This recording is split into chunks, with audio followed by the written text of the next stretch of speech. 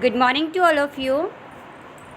Last class में हमने basic accounting concept को डिस्कस किया था, जिसमें हमने फर्स्ट जो कंसेप्ट था that is business entity concept को डिस्कस किया था। Okay, our next topic is money measurement concept. Money measurement concept वो कंसेप्ट होता है जिसमें हम अकाउंट्स में केवल वही ट्रांजैक्शंस को रिकॉर्ड करेंगे जिनको हम मनी की फॉर्म में मेज़र कर सकते हैं।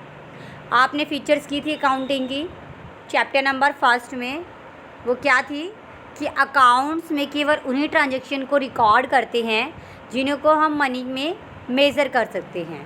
तो ये कंसेप्ट ही है, कंसेप्ट ही हमें बताता है कि हमें अकाउंट्स में ये रूल्स को फॉलो करना है।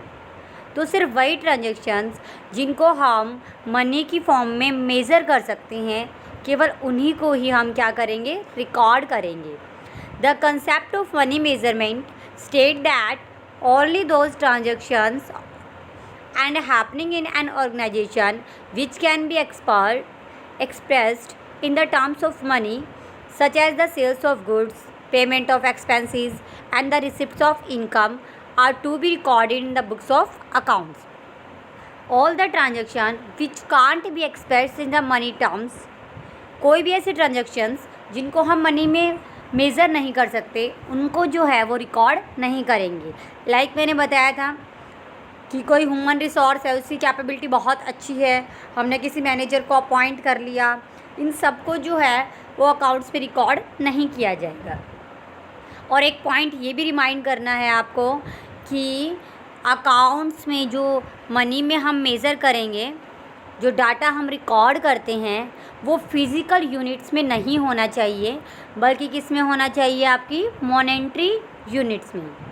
फिज़िकल यूनिट लाइक मैं बोलती हूँ 2 चेयर्स, 2 टेबल्स, 2 एकड़ लैंड, तो ये क्या है, आपकी रॉन्ग है।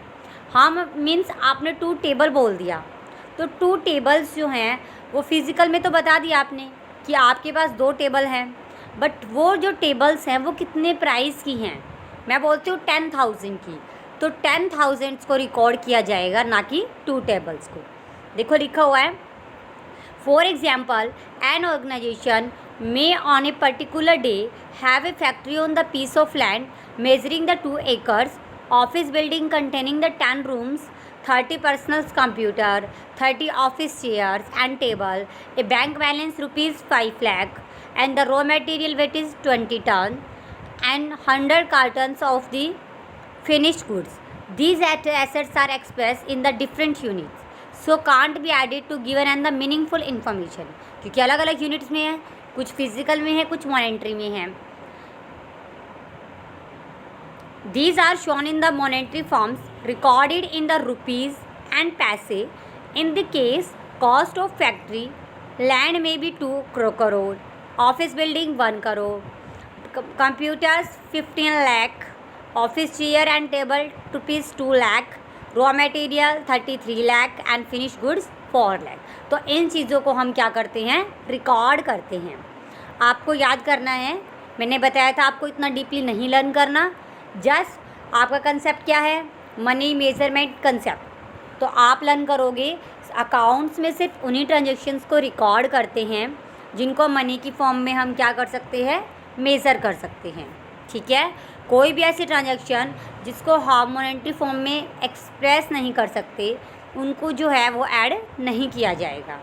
और सेकंड पॉइंट क्या था, सिर्फ आप जो है वो फिज़िकल यूनिट्स को रिकॉर्ड नहीं करते, बल्कि मॉनेटरी को आप क्या कर सकते हो, रिकॉर्ड करते हो। ओके, एग्जाम्पल दे देना सिंपल सा। Concept number third is going concern concept, means चलते रहना। ये कंसेप्ट ये कहता है कि जब भी हम कोई बिज़नेस स्टार्ट करते हैं तो हम ये मान के बिज़नेस स्टार्ट करेंगे कि हमारा बिज़नेस जो है वो लॉन्ग टर्म तक चलता रहेगा। हम बिज़नेस में कोई भी बिल्डिंग, लैंड ये सोच कर लेकर आते हैं कि हमारा बिज़नेस जो है वो लॉन्ग टर्म तक चलेगा। हम ये नहीं सोचते कि हमारा बिज़नेस बंद हो जाएगा तो हम थोड़ा सा सामान लें या लैंड बिल्डिंग जो है वो वहाँ परचेज़ करें। हम इनको लॉन्ग टर्म तक मानकर चलते हैं।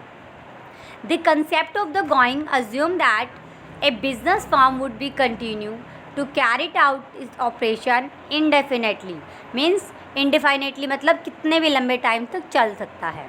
For a long fairly periods of time would not be liquidate in the foreseeable future. This is an important assumption of accounting as it provides the very basics of the showing the value of assets in the balance sheet. A assets may be defined as the bundle of services when we purchase an assets. For example, a personal computer है 15 लाख रुपए का. What we are buying really is the service of computer that we shall be getting over its estimate of life 5 years. It will not be fair to charge the whole amount of 15,000. या आपको कुछ नहीं करना, just ये learn करना है कि हम अपने बिज़नेस में एक कंप्यूटर लेकर आए 4,000 रुपये का, और ये माना कि ये बिज़नेस में जो है ये कंप्यूटर 5 साल तक चलेगा. ओके, बस जस्ट आपको यही लर्न करना है, बाकी आपको कुछ नहीं लर्न करना. कि जब भी हम बिज़नेस में कोई एसेट्स लाते हैं तो ये मानकर लाते हैं कि बिज़नेस जो है वो लॉन्ग टर्म तक चलेगा. ठीक है, नेक्स्ट क्लास में हम नेक्स्ट टॉपिक को डिस्कस करेंगे. Thank you.